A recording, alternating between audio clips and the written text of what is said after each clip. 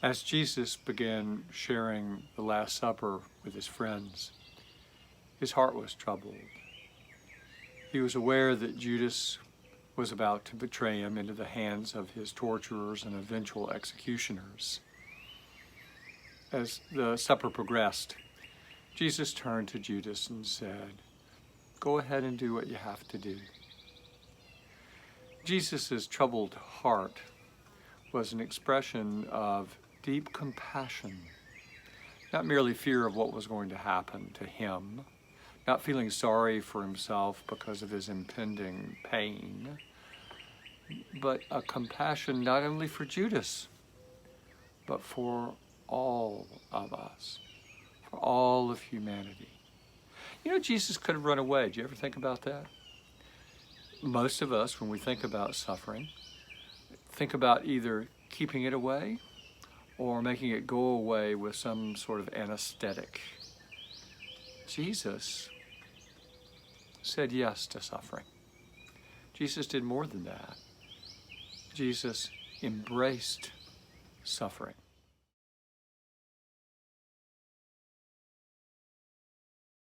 Let's compare life to something fragile, like a piece of pottery or a China tea set that maybe somebody handed down to you from generations past, something that's really important to you. Imagine somebody has admired it and they're looking at it and they drop it on the floor. Your heart would be in your throat, wouldn't it? And because you're afraid it would get chipped or cracked or maybe even shattered. And it would be less beautiful than it had been before that had occurred. Now, if it shattered into a bunch of pieces, you might be tempted to just throw it away because it was ruined. Or you might have some Gorilla Glue handy and you'd try to repair the thing cleverly so that nobody could tell that it had been broken, but you'd always see the little telltale lines of breaks or cracks. Well, that's a very Western approach to things being broken, and it's sort of like a Western approach to suffering. Japanese artisans, by contrast, recognize that, say, a piece of pottery or some china might certainly be beautiful when it's first made, but it's going to live a life. It's going to have been served at dinner and served at tea and will have been used by family and friends over the generations, and cracks and chips and even some breakage is just what comes from living. That's a good and beautiful thing, because that's what life is. Life leaves a mark. That's how Jesus understands life. It's how Jesus understands suffering.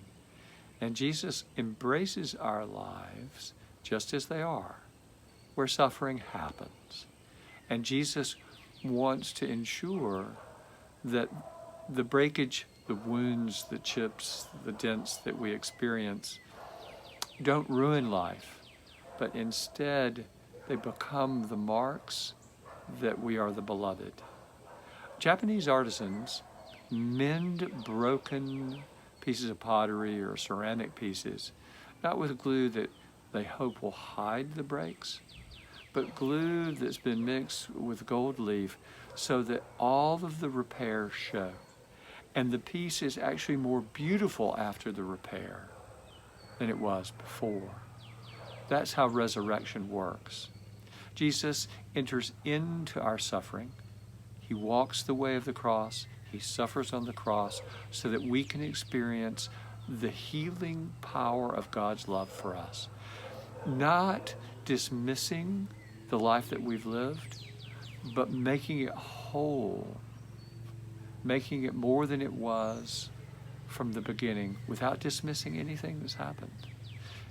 God's love enters into our suffering to mend us, to bring us through that suffering, and to give us a new life that shows through it what love has done and is doing for us.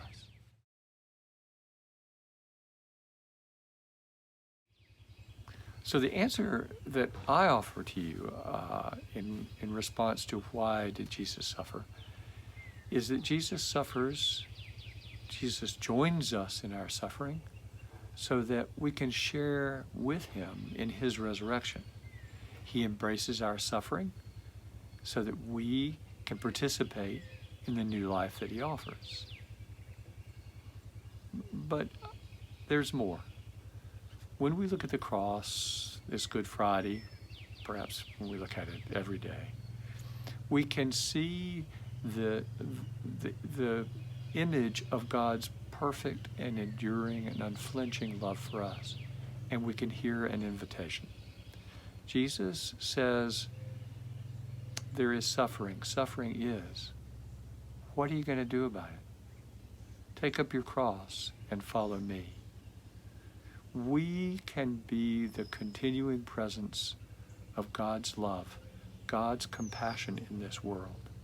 And through our hands and our feet, through our compassion, through our refusal to betray Jesus by ignoring the suffering around us, we can participate with him in the healing of the world.